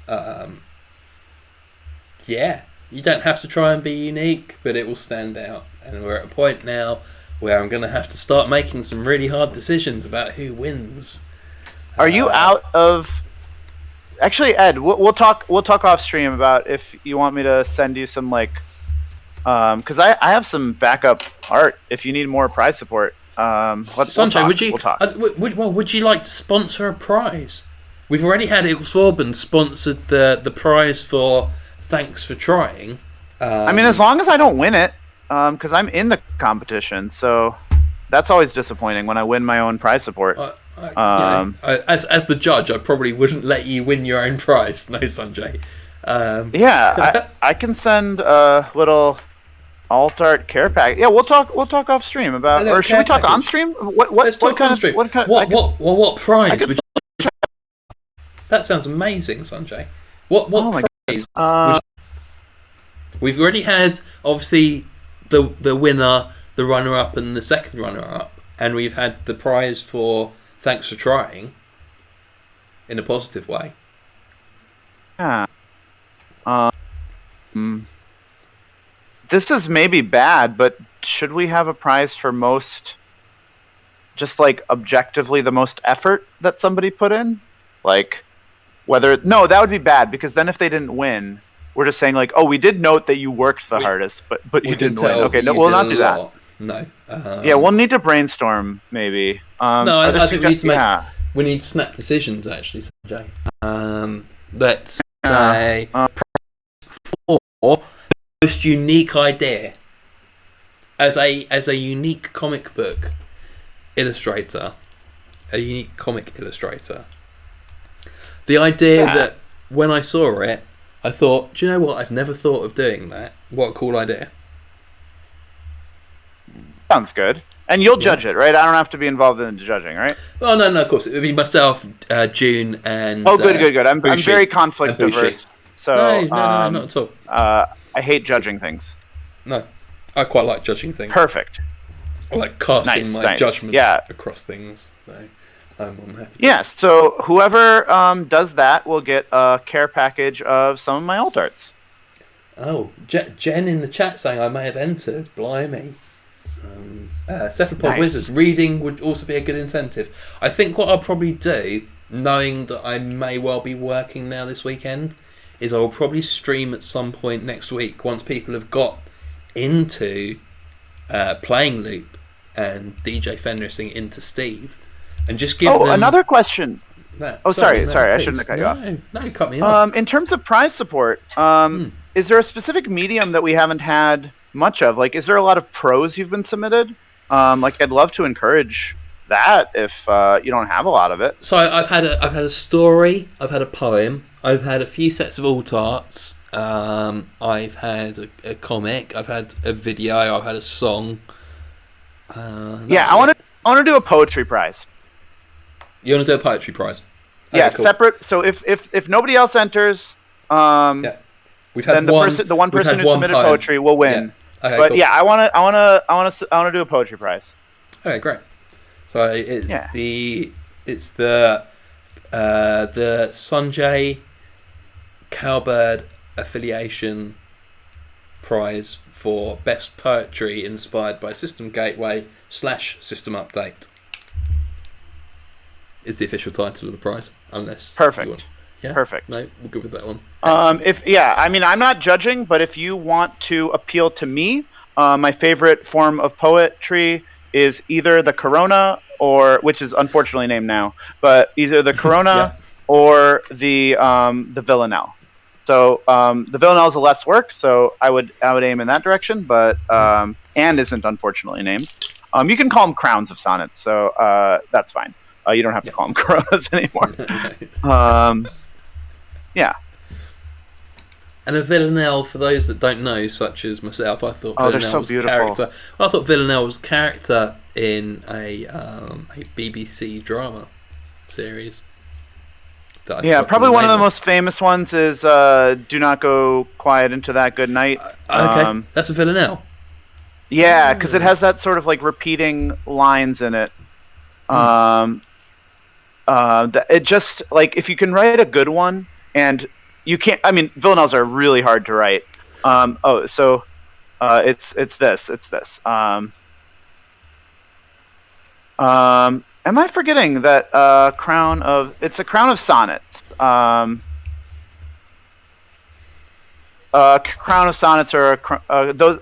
So a crown of sonnets are so much work to do. I did one. It was about ions in solution. I'm really proud of it, but it was like just the effort to do it. You don't even worry about it being good. But basically, they're like linked sonnets where each one sort of connects to the next one. Ooh, rondos are good. I know. All right, yeah, Fields, yeah, I know that. But yeah, the best poetry judged by people besides me are gonna get a playset of Mad Dashes, even though it's banned.